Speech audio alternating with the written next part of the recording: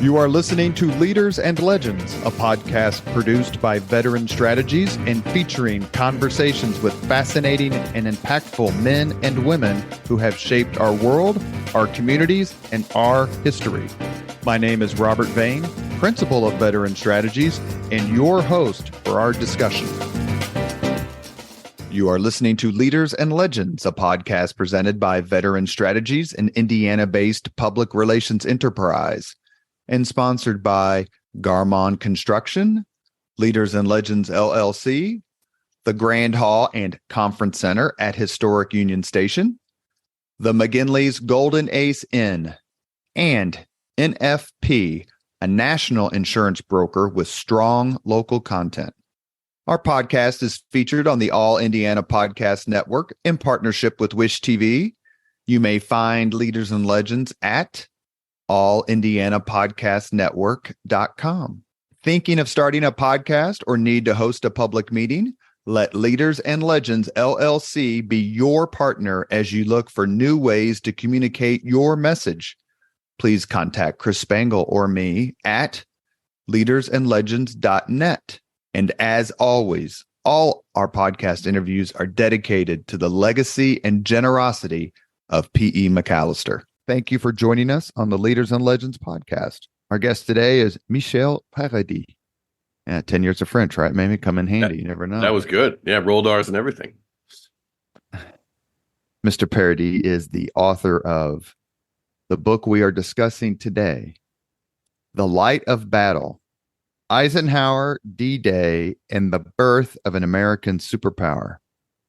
Mr. Paradis is a leading human rights lawyer, historian, and national security law scholar. I just had John and Turley on my podcast. Yeah. GW. Law things.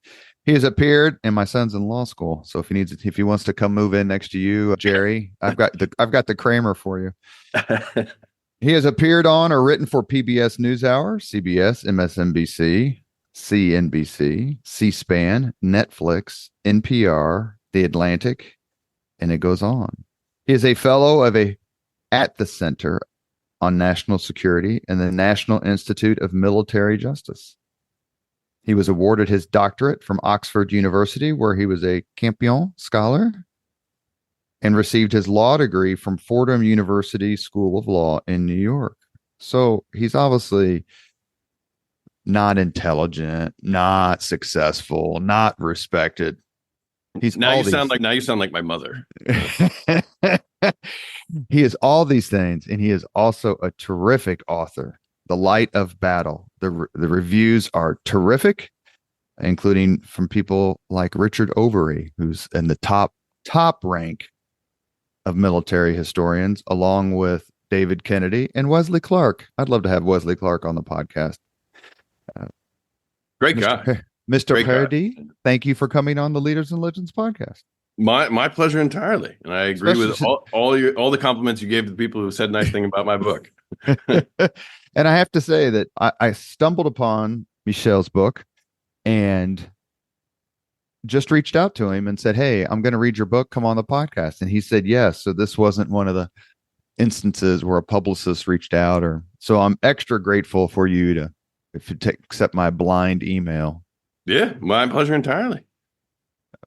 We are at the Leaders and Legends podcast fans of subheadings.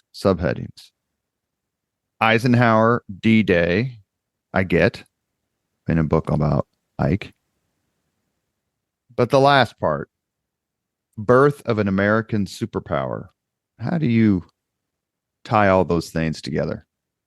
Sure. I think the most easiest way to maybe answer that is to imagine what would have happened had D-Day failed. So D-Day is the first really major Allied operation that is clearly at the initiative of the United States. The British had opposed what became Operation Overlord really from the very beginning of the war, from 1942, when the Americans just sat down and looked at a map and said, look, we can win the war against Hitler by crossing the English Channel and attacking Berlin. And the British had very different ideas. And some of the reasons they had those ideas were good, not the least being the Germans were a far more sophisticated, powerful military than I think even the United States understood at that time. Part of it was also just British military doctrine. The British did not like large-scale, high-risk land wars. The World War I had been the one major exception they had made to that sort of doctrinal policy, and look at the results.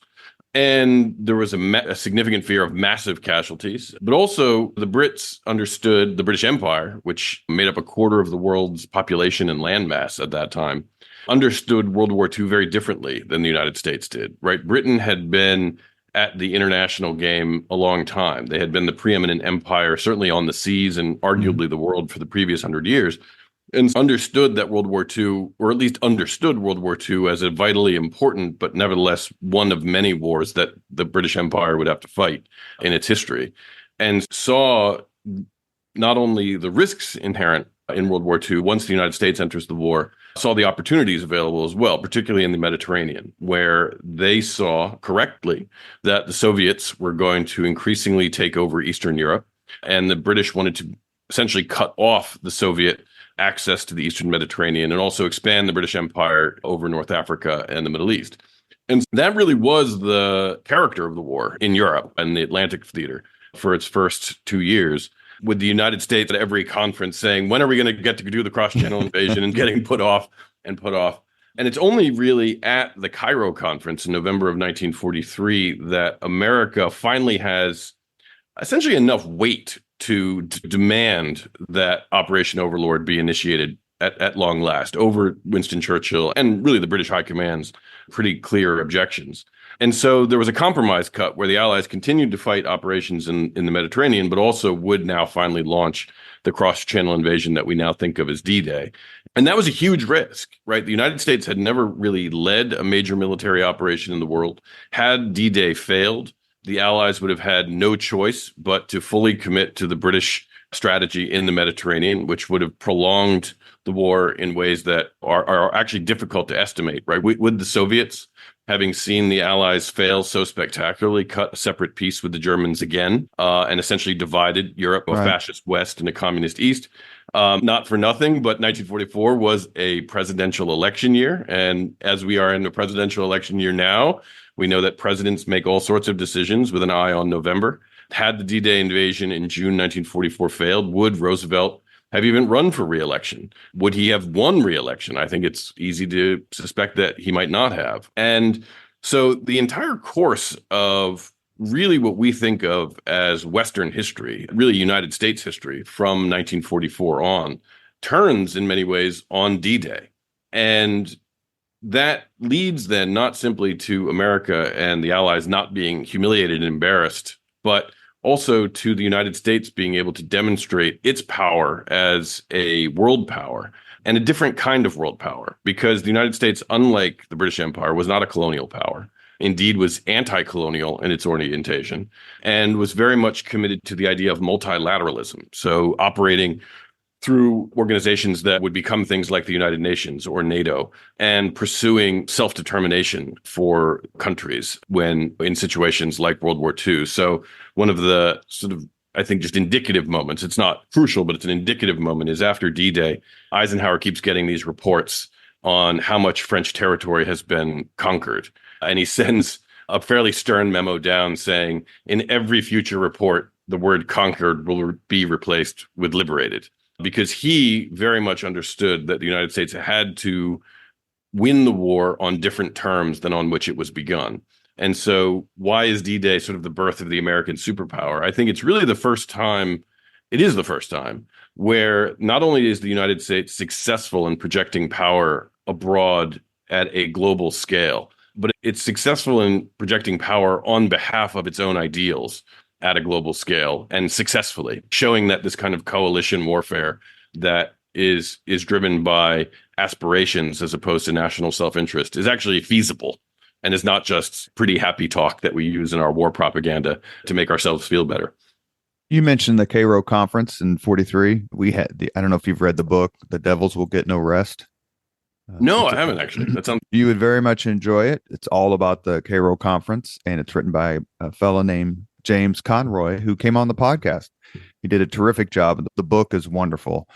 But as you mentioned it, so let's go back to that, because I took some notes and I want to make sure I hit some of these points. Why does the Cairo conference stand out in the power dynamic studies between, and we're just going to leave everyone else out for a second, between the United States and the United Kingdom, because that's clearly the moment that the U.S. is feeling its oats, Yeah. for Yeah, lack of a sure. better term. Yeah. I think a couple things happened at the Cairo conference. One is by November of 1943, the United States has actually been able to mobilize what FDR sort of aspirationally called at the beginning of the war the arsenal of democracy, right? So everyone knew, much like we think about China today, it's just this massive economy, right? It has this massive economic potential. And the same was true of the United States before World War II. But there was very little reason to think that the United States could actually mobilize that economy in its national interest the way that nation states in places like Europe did, right? The United States then as now is a mess, right? At the time, it was basically like 48 states with all their own little governments. It had a court system that protected private property most of all. It had gone, not for nothing, gone to war with itself 80 years earlier. And a lot of those political and geographical rifts were never fully healed, right? That's as long ago from today as World War II was to the Civil War. And the United States just hadn't proven that it could actually mobilize all of that economic potential. It's in its national self-interest. And by November of 1943, when the Cairo conference happened, it's clear that it can. It's now producing 7 times as many ships as the Great British Navy, I think 3 or 4 times as many airplanes, double the number of tanks. And not only is it able to produce all of that, it's developed a global logistics network that has moved 20 million tons of military material all around the world just in the previous year. And so what the Japanese called the sleeping giant before Pearl Harbor, all of a sudden is now not only stirring, but swinging its enormous limbs around the world. And the British, who had become quite accustomed to dictating, as I talked about before, dictating the terms of Allied strategy to that point, now we're in a position where they have to at least give the United States an equal seat at the table. There was this sort of terminology that got thrown around by people in the know, is like, who's the senior partner, who's the junior partner? Mm-hmm. And at the start of the war, everyone understood very clearly that the British, for all the reasons I said, were the senior partner, and the United States was just putting its cleats on. But by November, that's less clear. It's at least an equal partnership by November of 1943. And obviously, by the time of D-Day, those roles reverse. And the United States is able, in all sorts of economic and military ways, to start directing the course of Allied strategy as a senior partner. But it's November of 43 where that equality is uncomfortably on display, because you have these meetings between the highly confident British who don't think the Americans understand war or anything of what they're doing, and the Americans who think the British are crusty and self-interested in their own empire and not essentially giving due respect to the American contributions in the war, such that you end up having like fist fights, not literally fist fights, but I've never read the proceedings of an international summit where it literally people are on the verge of reaching across the table from each other and starting to deck one another. At one point, and this sort of is an infamous moment from the conference, but at one point, Churchill is talking about the need to commit Allied forces to the island of Rhodes, which is part of this Dodecanese archipelago in the Adriatic, pursuant again to these sort of grand visions of an Eastern Mediterranean dominance. And at one point, George Marshall, the American chief of staff, loses his patience and just bellows at Churchill, not one American soldier is going to die on that goddamn beach. And so it got hostile, right? It got ugly and uncomfortable. And that's what I think made Cairo as underappreciated as it is in terms of the Great War summits, right? We think of Yalta, we think of Potsdam, certainly people think of Casablanca. But Cairo is really where that relationship between the United States and Britain is really put to the test, because Britain is now having to encounter a potential rival and having to think about the United States not simply as its young cousin or former colony who has lots of good stuff that they can use to expand the British Empire. Is this a power that is going to rival Great Britain's strategic interests in the world? Is it fair to say that the doctrine that President Franklin Roosevelt clinged to, if that's the right way to say it, for the entirety of the war, the demand and doctrine of unconditional surrender, is certainly on their minds as they plot this massive invasion. In other words, as opposed to World War One, when the Germans signed the armistice on November 11th. I don't think there was a single Allied soldier on their territory. That led to stab in the back, blame it on the Jews. Here comes Adolf Hitler. And Roosevelt, more than anyone, I think, was determined that the Germans are going to know that they were defeated and they're not going to have any more conspiracies. And we're going to completely change that country as they know it. Yeah, absolutely. And that was extremely controversial. It's easy to forget how controversial it was because we won. We got unconditional surrender, but no one thought that was wise. Certainly the British didn't. And many people even said it was illegal, that only there were op-eds throughout the war, essentially echoing British sort of government policy, but in newspapers, where they would basically say, look, the only other country that's demanding unconditional surrender is Germany. And so it's just not how wars are fought, right? We fight wars for a political conclusion. We aim to settle peace, right? Great Britain had been in one form or another at it for about 1,000 years at that point. They're not in it to fight a war to end all wars. They're in it to end this war and hopefully expand the empire's stability and size. Whereas Roosevelt really did see from, I think, certainly from the period of the Atlantic Charter, when people thought it was just pie in the sky, even just propaganda, right? Just BS. Saw the war as an opportunity not to necessarily expand American power as such, but to actually change the world, right? To leave a world after the war that hadn't the world after World War II that people like, for all his sort of complexity, Woodrow Wilson had promised World War I would yield a rules-based world in which countries operated through negotiations and economics and discussion and did not resort to war. And that had been shown to be a fantasy, frankly, after World War I. But Roosevelt saw the opportunity of, if you really just smashed the remnants of militarism, and he would frankly say even colonialism, and the British sort of just went a little deaf every time he said that if you smashed that system essentially of power for power's sake and reoriented the world around ideas like democracy, like human rights, like international cooperation and consensus and organization, that you could really yield a world that was, in some respects, in the image of the best parts of America, even at that time, that sort of followed the American ideals that were founded in things like the Declaration of Independence and the Constitution. And you could make those global ideals so that you would make war no longer the politics by other means, but war became a kind of crime. And to some extent, he succeeded in that, right? That is the world we live in today, even though it's often honored only in the breach. Your comments earlier about the United States industrial capacity reminded me of one of my favorite quotes, and that is during the previous war, the Great War, Sir Edward Grey, the British foreign minister, said he likened America to a gigantic boiler. There's no limit to the amount of heat it can produce once lit. So the British knew what they were getting. Also, you think you have a situation where Roosevelt's, look, we've been over here twice in 25 years. We're not coming over again. And so we're not going to fight any half-baked war. The Treaty of Versailles was a joke. So many people denounced it. I think everyone but the French thought the Treaty of Versailles was awful in a lot of ways. The United States Senate didn't even ratify it, much to Wilson's chagrin. So I'm on team Ulysses S. Grant when it comes to unconditional surrender, and I'm on team Franklin Roosevelt when it comes to unconditional surrender. You are listening to the Leaders and Legends podcast, and we are talking with Michel Paradis. He has written a book, The Light of Battle, Eisenhower, D-Day, and the Birth of the American Superpower.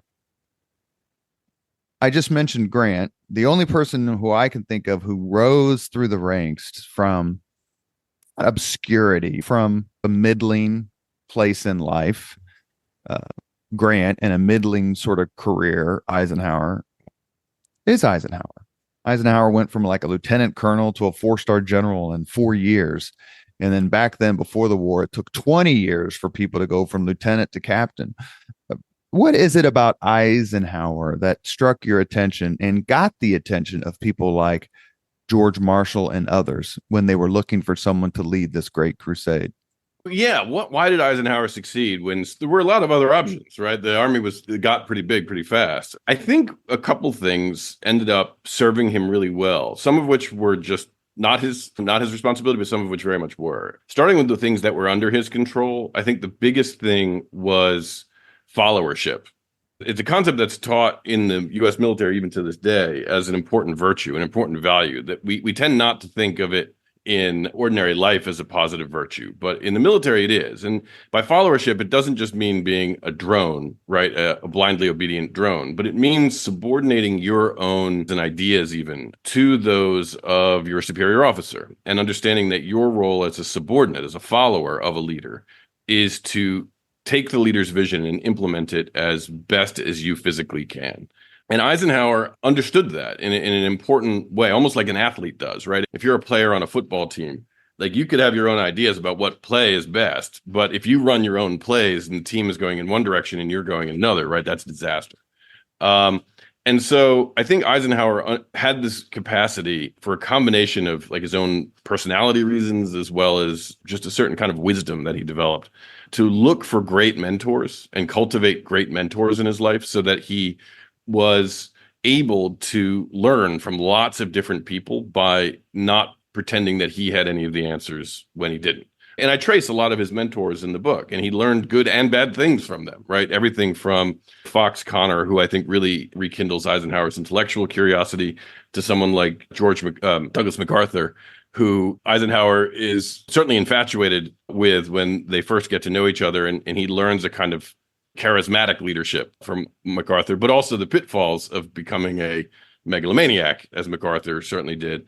And then with George Marshall himself. And why did George Marshall trust him? I think it's primarily because Eisenhower, understood that Marshall wanted someone who got the job done, who didn't hide behind uncertainty, right? Who absorbed that uncertainty for Marshall, right? So that when he would make decisions, he would have to just make the best decision he could, and then do everything he could to make sure that he wasn't being seen as taking credit for that decision, that he was being seen as the implementer of an idea, or of a plan, as opposed to some great charismatic general, like people like George Patton or people like Mark Wayne Clark, who was also really quite a prominent general at the time and whose star is somewhat faded today. But and so I think for Eisenhower, what was the key to his success? I think a big part of it was being trustworthy. And a lot of that had to do with subordinating his ego, even though he had a huge ego, right? You don't get to that kind of position without having a huge ego. But understanding that not letting his ego be his master, I think, was probably the strongest personality trait that let him be trusted by his superiors. And because he was also competent. Like I don't want to underestimate his actual just skills as a staff officer and as a planner, and ultimately as a general. But a lot of people there are a lot of skilled people in the world, and those people don't become Dwight Eisenhower. But I think in Eisenhower's case, it was a certain level of humility and understanding of every person has to play a role, particularly in an organization, in a military operation, and that committing to something that's much larger than yourself both enables your superiors to trust you with responsibility, but also inspires your subordinates to be the best that they can be. Because I think the worst thing oftentimes a leader can do is make it all about them and their own sort of charisma and their own prestige. And I think Douglas MacArthur was a cautionary tale for Eisenhower in that respect. And because you end up just surrounding yourself with yes men, and you don't get the information you need to make the really hard decisions that you're inevitably going to have to make as a leader.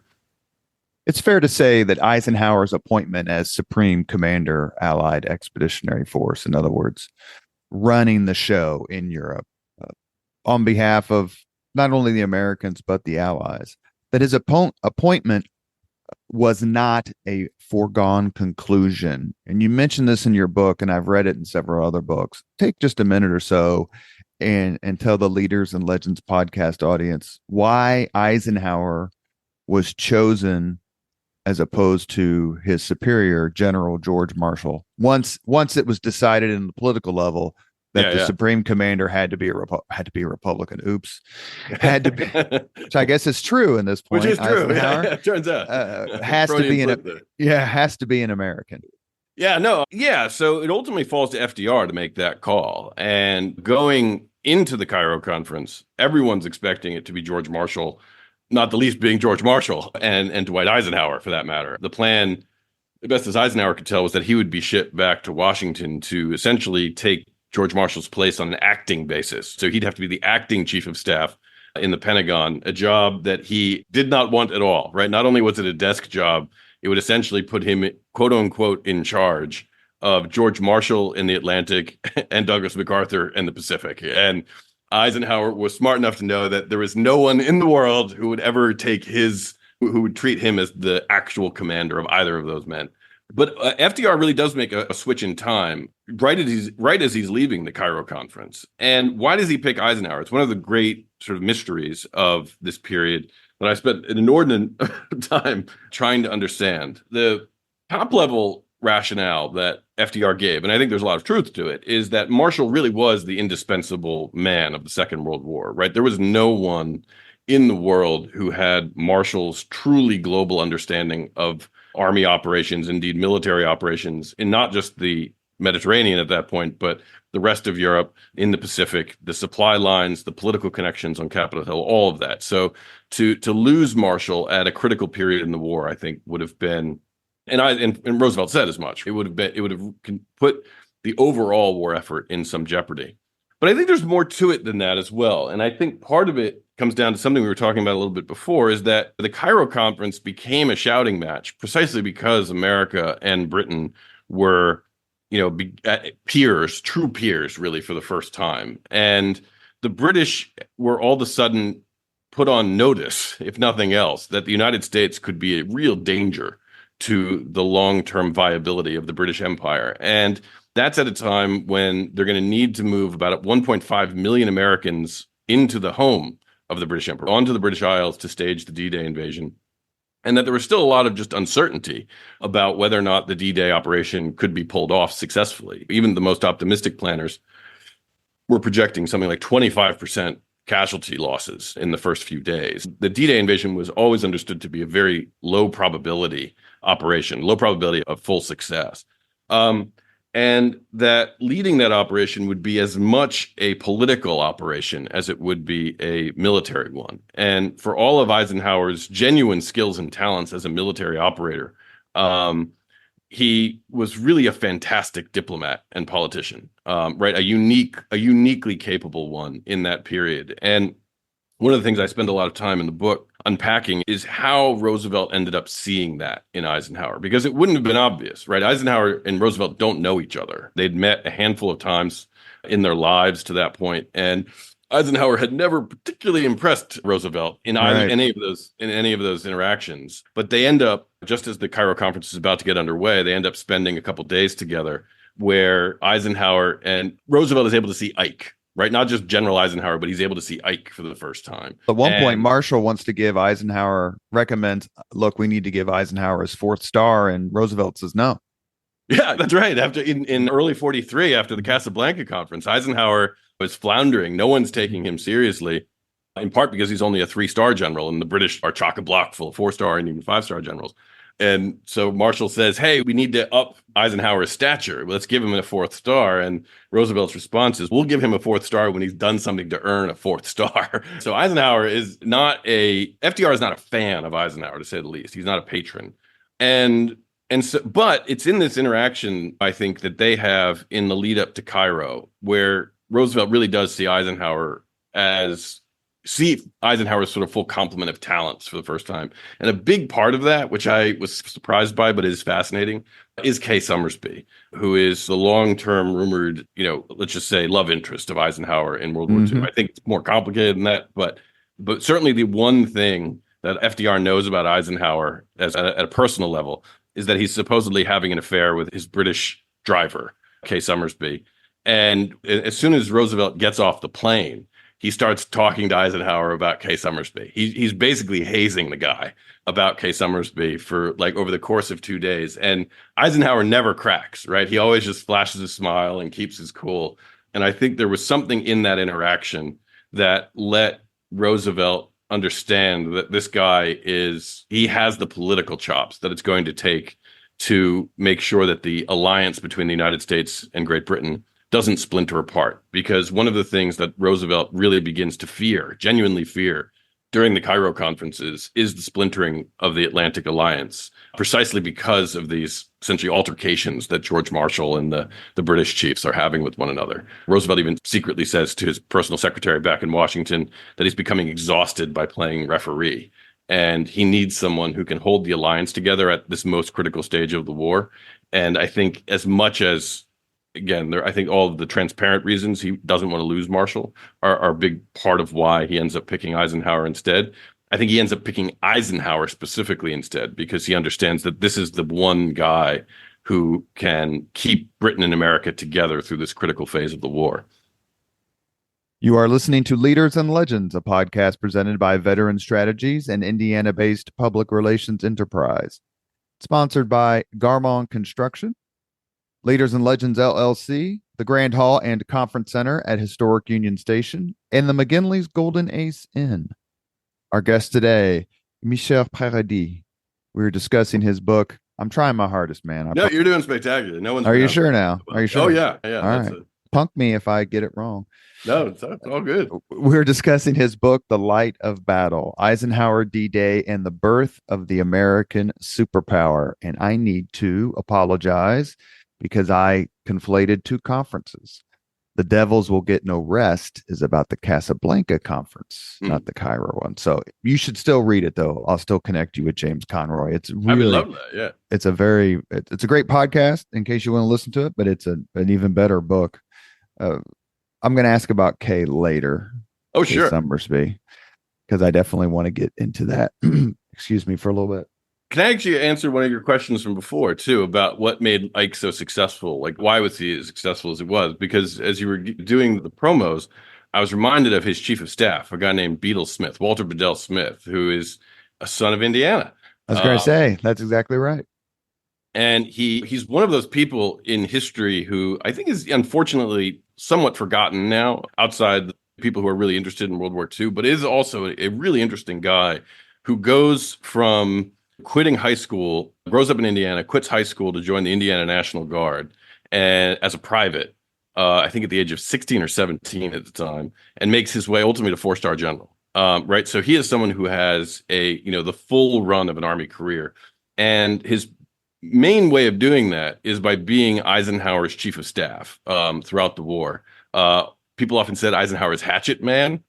He was the guy who could have the sort of uncomfortable conversations that Eisenhower shouldn't have. Yeah, to your point, there's an interview, and forgive me, there's an interview with Richard Nixon, and it's on YouTube, and it discusses a conversation. Nixon discusses a conversation he had with Bedell Smith, and Smith looks at Nixon and goes, I was basically Ike's Pratt boy.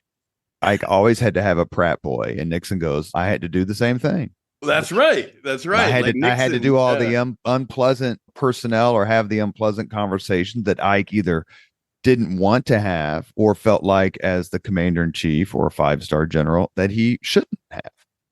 That's right. And Nixon, a lot of Eisenhower, what fascinated me a little bit about that, is how much of the story, certainly the story I write about the lead up to D-Day, presages the presidency of Eisenhower, right? So many of the issues and leadership techniques that he ends up, really mastering in this period become essential to his time in the presidency. And Richard Nixon is his Bedell Smith in the presidency, right? He is, if everyone is going to Ike, he needs to have some grimacing son of a bitch who's willing to have the hard conversations that Eisenhower can't be the one to have. And it's not because, I want to emphasize too, because it can make Eisenhower seem duplicitous, and maybe it is a little bit. But Eisenhower was that guy too, right? Eisenhower, we think of Eisenhower as the big smiling Ike that he became. But for the years that I was talking about him learning the art of followership and cultivating all those mentors, he was known as those guys' hatchet men. Quite infamously, he ends up writing the report justifying Douglas MacArthur's provocation of the bonus army. That's Eisenhower. He knows that you need to, if you're going to be a successful leader, you need to have someone who can get the things that you can't be publicly seen as doing done. And Bedell Smith is just amazing at that job, right? They are They're never real buddies, which is interesting. Like they don't actually have the kind of friendship that Eisenhower has with lots of other folks, even at that time. But they are 100% simpatico in the way they think about leadership and operations that make them really indispensable to one another. So just speaking to that Indiana connection, I think Eisenhower, Beetle Smith is one of the unsung heroes of the Second World War. Beetle doesn't come off well in the preeminent World War II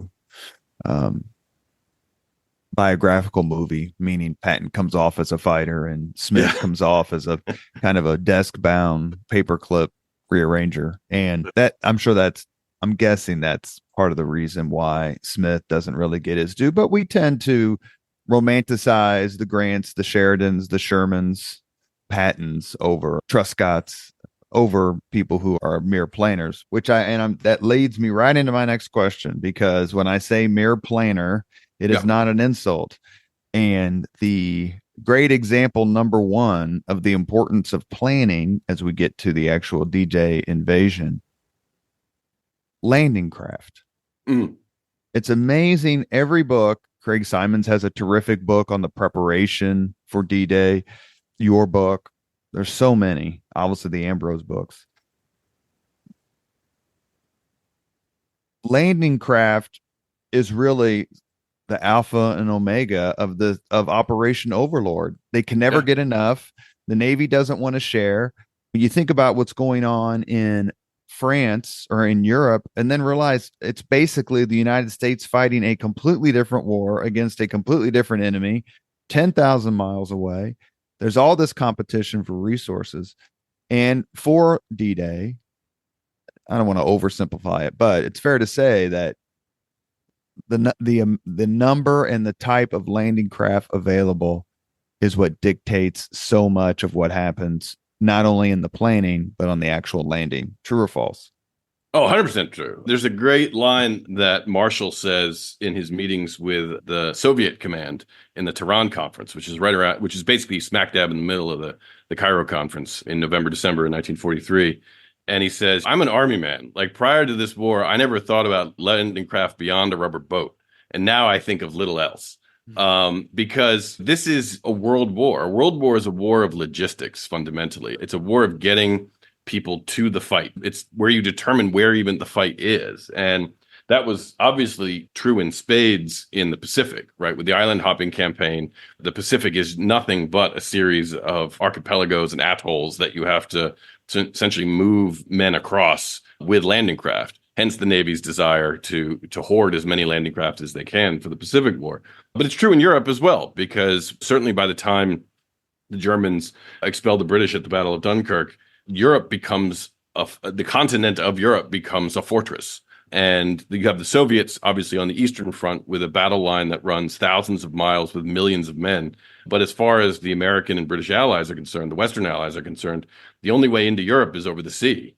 And there are no bridges crossing the English Channel into France. And so landing craft really are as you say, the alpha and the omega of making any operation even possible. Because as much as the air forces, for example, thought they could win the war by bombing, at the end of the day, you need to get people into France. And the only way to do that is through landing craft, which in turn makes landing craft not only like practically incredibly important, but also makes them symbolically important in every debate, because where you allocate landing craft is where the high command, right, where the Joint Chiefs and the British chiefs, which together form the combined chiefs, it's where they're setting the priorities, right? So are they going to put more landing craft in the Pacific? Because that's the priority. Or are they going to do it in the Mediterranean? Or are they going to do it for Operation Overlord? So every debate about landing craft is ultimately a debate about the strategy of the war overall. And it's fair to say that General Marshall and General Eisenhower, President Roosevelt, have a formidable adversary in the decisions on landing craft in Chief of Naval Operations Ernest King. For sure. They don't always get along, and King is one of the foremost, if not the foremost, advocate of, look, we don't have time to do Europe and the Pacific at the same time. Let's knock out the Pacific and then do the other. So he had the Japan first mindset, which made this allocation discussion even more difficult. Oh, absolutely. And look, he had politics on his side too, right? We forget it now just because most of our historical, like, celebrated memories of World War II are all in Europe, or at least for the most part in Europe. But Well, at yeah, the you time, because you can visit those. I was in Normandy 2 months ago, and you oh just yeah, sit for there. the Yeah, yeah, and no, just went on vacation, and you stand on land and walk through the concrete bunkers and stuff that's still standing, and then you look out in the. I guess I should, since you're on the podcast, I should call it La yeah, Manche. yeah, that's right. The French don't call it the English Channel; they call it the sleeve. Anyway, look out into the English Channel, and then you walk the beach to where the water starts to hit you, and then you turn around and then you look towards land, and you're like, you simply cannot be serious. Yeah, And so you can visit all those places, whereas I suppose you can visit Iwo Jima and Guadalcanal and Okinawa, Kwajalein, but how many people actually do? So your point's well yeah, taken. The memory of Europe, besides the cultural ties, yeah, is yeah. one that's reinforced by the fact that you can visit the Battle of the Oh yeah. Bulge. And I also think too, this is not subject to the book, but I also think the Holocaust changed our understanding of World War Great II. point. Much as like we think of the Civil War as in the context of slavery today, right? That wasn't how people at the time thought about the Civil War, right? It was fine, but it was almost a divisive issue at the time of the Civil War. And I think the Holocaust certainly put a moral dimension to the victory in Europe that it just didn't have at the time, that we didn't see at the time. And so when Ernest King is saying we need to commit to a Pacific first strategy, he has Congress behind him, right? He has the American public behind him. And as I mentioned before, 1944 is an election year, and the Japanese are very dug in. We're making some progress in the Pacific, but so do the Japanese in certain parts of Asia, right? It's a much more touch and go war at that point. And so Ernest King not only has the sort of political wins behind him, but he, has a really good case to make. Look, we should be investing way more in our Pacific strategy, and Europe is a sinkhole. The Germans will eventually lose to the Soviets. What do we care? And that was a pretty common sentiment, actually, at the Even time. though it went against the Germany first sort of resolution that Roosevelt and Churchill had. Yep. King does have enormous power, and the landing crafts are uh, spectacularly in demand. Let's talk Yeah, and for a that's how minute. he exercises that power, right? Because that's Navy, right? He knows how many landing craft there are. He can control how many are built, where they're built, right? Are they built in San Francisco, or are they built in on the Atlantic coastal ports?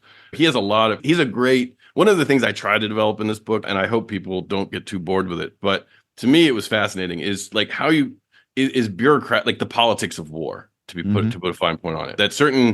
That how things happen in history, how even wars unfold are often political, are resolved politically in the sense of like people are bureaucratic warriors. Like they know how to outmaneuver people in negotiation, in in how you make the government do things. And Ernest King was an absolute master of that, right? He knew how to do bureaucratic politics at least as well as George Marshall.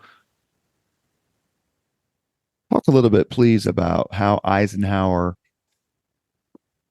navigated the bureaucracy. You just mentioned it, and I don't want to get too much into process, but Eisenhower was able to, as you mentioned earlier, keep the alliance together while making people in DC happy, while making Churchill happy and humoring Churchill on more than one occasion. And while he is in the middle of this logistical hurricane to try to get folks from England, soldiers to Normandy, they decide pretty quickly, is it fair to say, that Calais is just not going to work? Yeah, that's not never. Yeah, they do a feint towards Calais. And that's the famous, is it Fortitude, Operation Fortitude? Is that with Yeah, Patton? Operation Fortitude. Because the Yeah, yeah. Germans thought Patton was going to lead everything. But take us through a typical day of Eisenhower's existence in the spring of 44 and everything he had to deal with. Yeah, it's a very perceptive question. It was there's obviously been a lot written about D-Day, a lot written about even Eisenhower, and certainly World War II.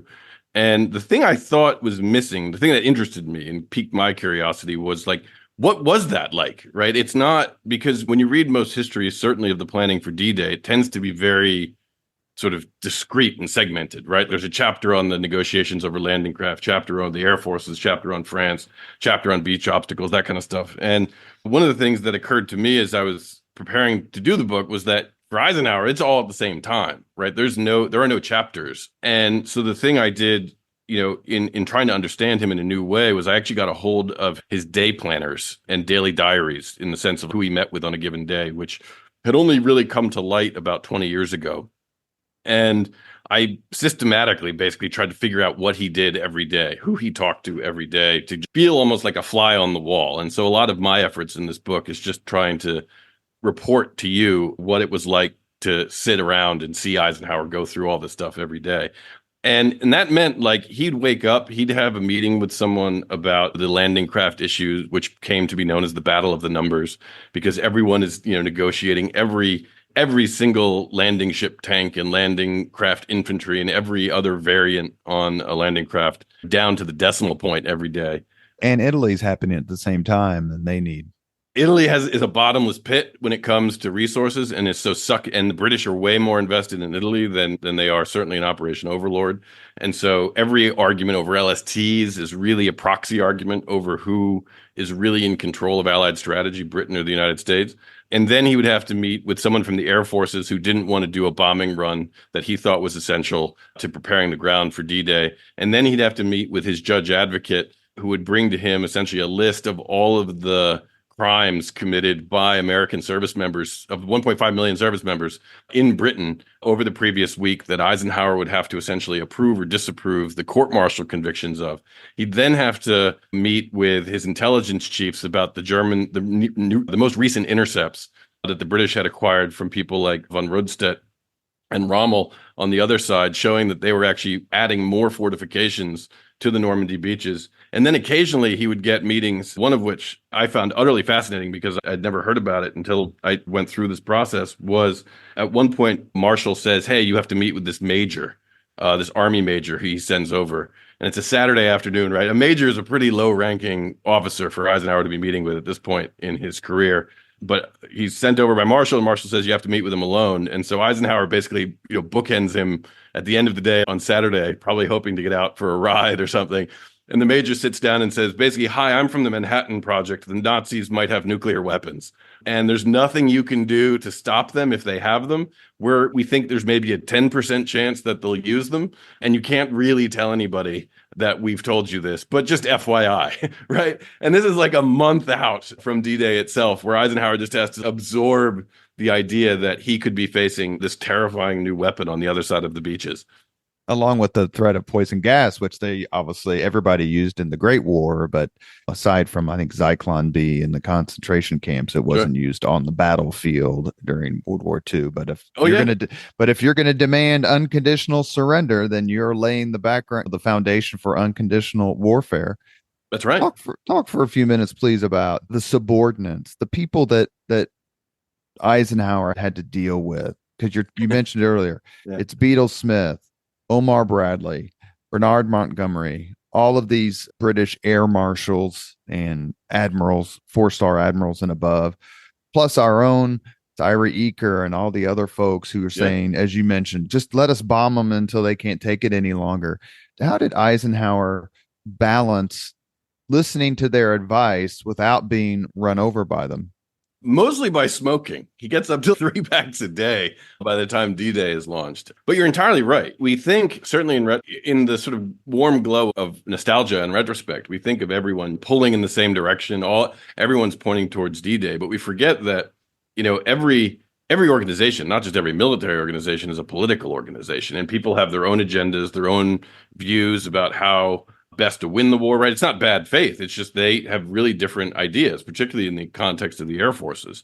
And you have, again, this international rivalry between the British and the Americans unspooling at the same time there as well, right? Where you have the British and the American navies, very much at loggerheads with one another, right? Deeply. Admiral Kirk, who's the head of the American naval contingent for Operation Neptune and Operation Overlord, does not get along with his British counterparts. And Eisenhower is essentially put in the uncomfortable position of constantly mediating between American and British commanders of not only the air forces, but the naval forces and even the armies, because everyone has their own way of doing things. And he's having to reconcile those. A lot of Eisenhower's leadership strategy is, in terms of dealing with subordinates, is a combination of two things, I think, which is really remarkable from a human patience side. One is that he really does listen to everybody. He has the humility that a real true leader has of never really believing that they're 100% right. And he learned that over his career in terms of really listening to, and almost especially listening to the viewpoints of people he dislikes, because they're going to probably say things that are otherwise going to be discounted, or if he's surrounded by yes men, he's not going to hear. But at the same time, being willing to make a decision that is maybe wrong, right? And this is one of, I think, the fascinating and almost most admirable aspects of his leadership skill set is he understands that his job is not to be right all the time. It's his job to make the best decisions he can. And so that makes it in some ways, maybe not for his blood pressure, but in some ways easier to hear lots of competing advice, because if you're only focused on getting the job done, if you're only focused on what is the best decision I can make, it almost disciplines your mind to not care about who's giving you that information. And his patience, his human patience is astronomical and incredibly impressive. And I say that particularly as the father of young children, like his ability to just deal with people. But he was known for having a famously explosive temper. He did. Oh my God. Yeah. One of my favorite stories is when he sends an American officer home because the American officer had gotten into an argument with some British officer. And Eisenhower says, I'm not sending you back to the I'm not sending you home because you called him a son of a bitch. I'm sending you home because you called him a British son of a bitch. That's right. Yeah. But that's exactly what I mean, right? He's doing everything he can to keep his mind clear and focus on the important things. And to him, one of the most important things from the very beginning of the war is maintaining that Anglo-American alliance, like keeping people pulling in the same direction, because he understands that those points of friction are everywhere. Cultural, just political personality, prestige, arrogance, ego, right? You don't get to be the top admiral, top general, top airman in your country's respective service by being a shrinking violet. And so he understands, he is able to manage people with astronomically large egos, probably better than almost anybody I've ever seen. And the British certainly aren't used to being told what to do with their navy. For sure. By the not the least by an American. No, though I'm sure more than one person brought up the Battle of Lake Erie while they were over there. We have a few more minutes with Michel Paradis. He has written the book, The Light of Battle, Eisenhower D-Day and the Birth of an American Superpower. Eisenhower seemed to disdain distractions, but he had a pretty big one over there. And his name was George Patton. How did I'd love to see a book that's just about the relationship between Eisenhower and Patton. I would read it like crazy. Yeah. How did he manage the Patton distraction? I think he did a couple things. I think a couple things are going on actually in the relationship, some of which are more admirable probably than others. He took the long view for sure. For sure. Yeah. And that is the most admirable thing, right? Like he understood that Patton had unique value to him, not the least because the Germans were terrified of Patton. And he understood that the Germans paid so much attention to Patton, much like the Americans and the British paid attention to Rommel, that anywhere Patton was, the Germans would anticipate was the Allies' next move. And so Eisenhower used that to extraordinarily good effect in the most famous feint in history, which is Operation Fortitude, which was the Allies' phony invasion of Calais, which is a peninsula a few hundred miles east of Normandy. That's actually the closest point between Britain and France, and that the Germans thought, for very good reason, it would be the most logical place to land the Allied operation. And so they set up an entire army group, the first U.S. Army group, that was headed by George S. Patton, that was entirely fictional, or it was made up of real components, but it had entirely fictional components, an entirely fictional naval contingent. And he did that because he knew that as long as the Germans were looking at where George Patton was, he could send Omar Bradley across the English Channel. So he understood that Patton had just, if nothing else, a psychological effect that he could not achieve with any of his other commanders. He also knew Patton was a genius for the battlefield, right? Patton was someone who studied history with as much, if even more enthusiasm than Eisenhower did, and just had that sense of the battlefield in his bones, which gave him the ability to act with incredible initiative when it mattered, whether or not it was in Sicily, but ultimately even in the Battle of the Bulge, right? Patton was the guy who Eisenhower knew he would need to put essentially enough punch into the battle in order to keep the initiative from slipping from them. But there's also a personal dimension to it, which I try to develop somewhat in the book, is that they're old friends. They're some of the old, Patton is one of Eisenhower's oldest genuine friends. They get together when Eisenhower's in his late 20s. They serve together in what is now Fort Meade as some of the earliest advocates of the tank when that was not consistent with Army doctrine. But Patton and Eisenhower both were big tank guys. And so they were very old friends who had done favors for each other basically their entire career. I looked up to him, is it fair to say, is like a big older brother, but yeah. And then movie Patton that won the Oscar, Academy Award and all that, Eisenhower doesn't even appear in it. His name does, but it's spoken, but it's not said. I think and I wonder if that was actually Francis Ford Coppola won the Oscar for that screenplay. So I would love to ask him, why did you not write Eisenhower into it? Because clearly Eisenhower looked up to Patton, realized he had qualities that Ike didn't have. Yeah. And Patton, I get the sense, although there are times where he writes disparagingly of Eisenhower, he understands that as much as Eisenhower needs Patton, Patton needs Eisenhower. And that comes out really strongly in your book.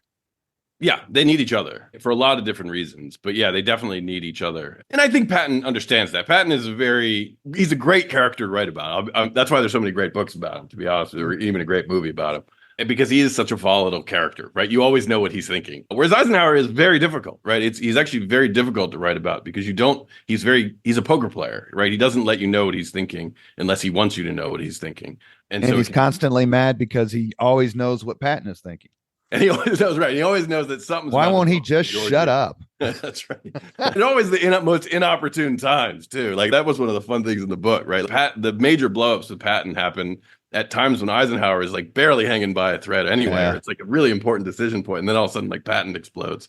And so, it's a great relationship. It's one of those great sort of heat and light pairings that I don't know that but certainly the American effort in World War II, I don't think certainly could have been as successful as it was without the pairing of those two guys. One other person, we mentioned the importance of the landing craft, but for at least a few weeks, if not more, the most important person in Great Britain, as it relates to the invasion, is the weatherman. Yeah, James Martin Stagg. Yeah. Yeah, it's that. Yeah, sorry. Yeah, go ahead. No, I was going to say, just you do a terrific job of taking us through in your book, taking us through how everyone is on pins and needles because was he a light colonel, I think, but he comes in and he's got all these 3 stars, 4 stars, field marshals and all that hanging on his every word. Yeah. This is the weatherman. Yeah. He's basically after Eisenhower comes to London in early 44, in January 44 to lead D-Day, he finds that the weather predictions, like the system they have in place for weather prediction is just a mess, right? Everyone has their own weatherman. The Army has theirs, the British have theirs, the Navy has theirs, the Air Forces have theirs. And Eisenhower knows, both from history and personal experience, that the weather is a terrain. You got to know the weather as best as you can for all sorts of planning purposes, and especially in an amphibious invasion.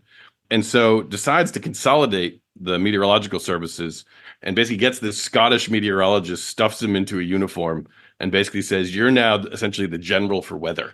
And makes him such, right? He takes him to all of the command conferences. He basically treats him more or less the equivalent of his air chief and his naval chiefs, and makes him each week at the command conference predict that week's weather. And then they review his prediction the following week, right? Which is, if you've ever lived in England, like that's pretty hard to do on an hour by hour basis. And James Martin Stagg is doing it.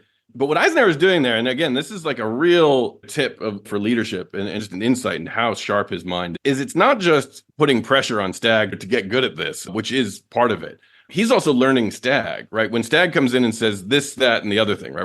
We think we're going to have rain and that's going to be sunny, et cetera.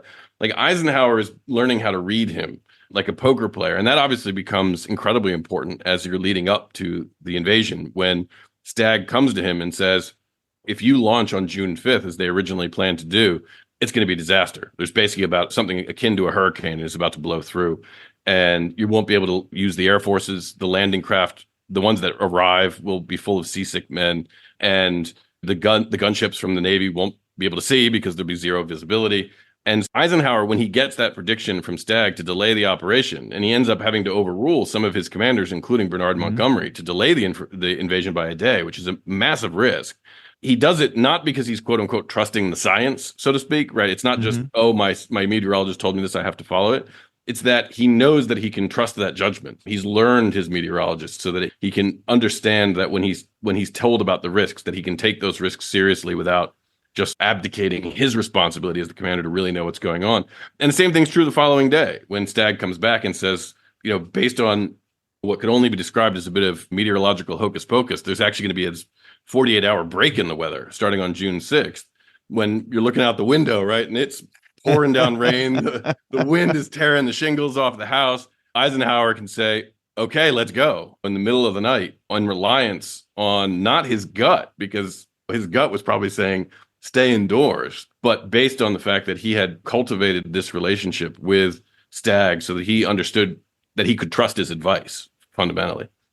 Let's end the Leaders and Legends podcast, this part of it, on a brief discussion, and you make it the last little chapter. That's not the right term, but part of your book. The relationship between Eisenhower and Kay Summersby, his British driver. It's been explored multiple times. Harry Truman's stories about it have been mostly, I think, discounted. Yeah. You do so in your book. And there were people who said, look, let Ike do what he wants. If she's helping us win the war, then who cares? That's none of our business. What's your conclusion on the relationship, the nature of the relationship between Kay Summersby and Dwight Eisenhower? I think everyone's, are they having a sexual relationship? And the thing where I come down, and it's not a cop-out, I promise, is it's none of my business, right? And it feels weird to think about Eisenhower's getting in Eisenhower's underwear drawer, so to speak. But what I do think is actually really interesting and important about the relationship, and this is where I try to write it up, because frankly, I don't think we'll ever really know what kind of, sexual relationship or not, or romantic relationship they ever had, because they're both dead, and they were careful enough about how they talked about it that we have no credible confirmation of its nature, really. But we do know it was an incredibly intimate relationship at a time when Eisenhower was away from Mamie Eisenhower for, with a brief exception that's covered in the book, basically 4 years.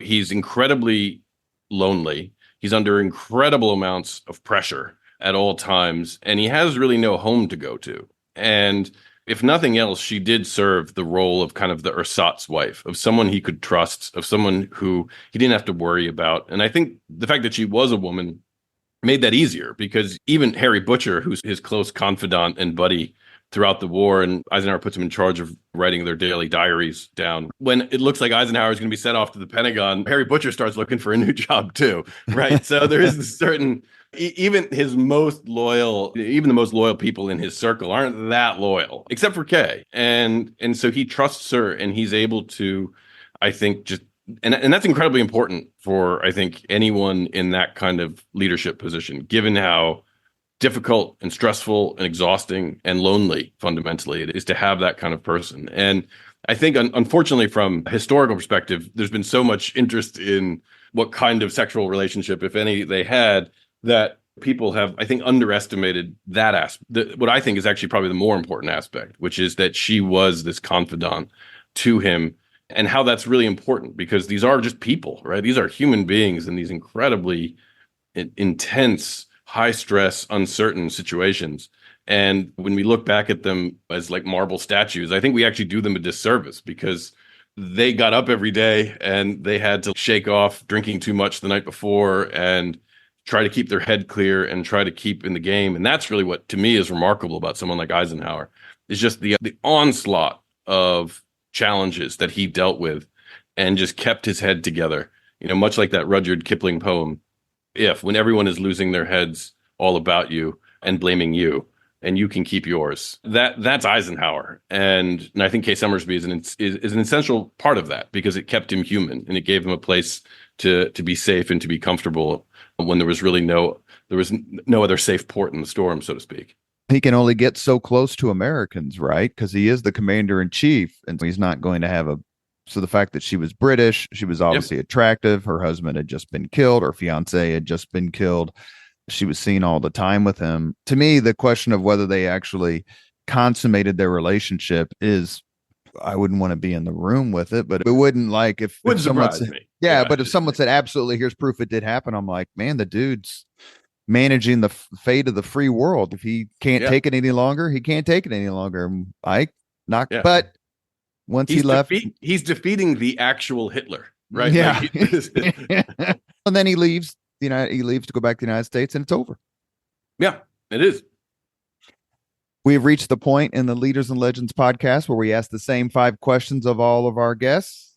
Are you ready, sir? I'll try to be. What was your first job? I was a paper boy for the Allentown Morning Call.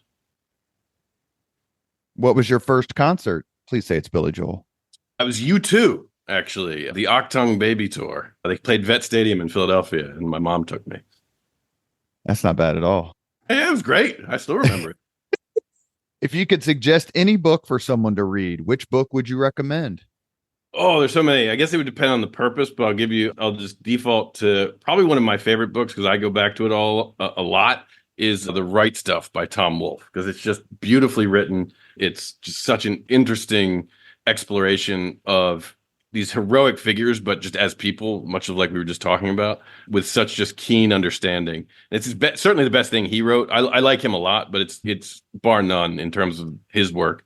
And I go back to it a lot because it's just such an easy read. You can drink it down in a day if you want to. Number 4, if you could witness any event in history, be there in person as it happens, which event would you choose? Oh, that's a really good one. What would be the singular event? There's so many. You're asking a historian that, so that's like every book you write is trying to get yourself in those moments. This is probably a overused one, but I think it would be fascinating, is the crucifixion of Jesus, because it's a moment that's so wrapped up in legend that it would be fascinating to just see how it actually happened, what people were actually. The crucifixion as opposed to the resurrection.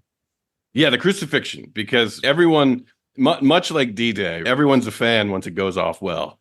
But the beforehand, when things are at their bleakest, how many Thomases were there, so to speak? How many Judases were there? I bet there were more than we know or think about or certainly took credit for after the fact. It's like D-Day. I feel badly that I didn't ask you more questions about the actual day, but there's so much that leads up to it that's equally fascinating. And you could do, obviously, a podcast, a palooza about the day itself. Oh, sure. Yeah, yeah. Last question. If you could have dinner with anyone living today, 2 hours off the record, just to chat, whom would you choose? Off the record, that's a great one. Who would be... There are a lot of them that are jumping in mind, but I think in terms of... I'd be actually fascinated to sit down and have a 2-hour dinner with George W. Bush, the former president. Because history buff without parallel. He's a nut. Big reader, big history buff, and like Eisenhower. And this is one of the things that I think fascinated me most about Eisenhower is he's one of those people whose war being underestimated as like their biggest, most lethal weapon. And people misunderestimate me, I believe, is George W. Bush's great quote. And there's just a lot more going on there than he ever publicly advertised that I think would make him a fascinating person to have dinner with, just to talk to him about all the various events in which he was involved, assuming that dinner meant he would be candid with me about all those things. That's why I had off the record to the question, that you can sit there and ask. Yeah. Any question. If I gave him like a want. truth serum or something, I'd be fascinated. I'd be fascinated to talk to him for a couple of hours. You have been listening to Leaders and Legends, a podcast presented by Veteran Strategies, an Indiana-based public relations enterprise, and sponsored by Construction, Leaders and Legends LLC, the Grand Hall and Conference Center at Historic Union Station, and the McGinley's Golden Ace Inn. As always, all our podcast interviews are dedicated to the legacy and generosity of P.E. McAllister, who landed in North Africa in 1942. Very cool. Our guest today has been Michel Paradis. I'm getting more French, right, as we go You along. are. I feel like or I should less. Have a baguette. I should be eating a baguette or something right now. more French, more ridiculous. You tell me which. That's right. I grew up in Appalachian, Pennsylvania, so no one ever pronounced my name that way when I was growing up. But been discussing his terrific book, The Light of Battle, Eisenhower, D-Day, and the Birth of the American Superpower. It is a terrific read. It's a wonderful read. Thank you so much for for responding to my email out of the blue and coming on the Leaders and Legends podcast. I'd love to have you on again someday. I would love that. This was a great conversation. Thank you very much for listening to Leaders and Legends, brought to you by Veteran Strategies Incorporated. If you want to contact us about this program or our menu of public relations services, please send us an email at robert@veteranstrategies.com. That's robert@veteranstrategies.com.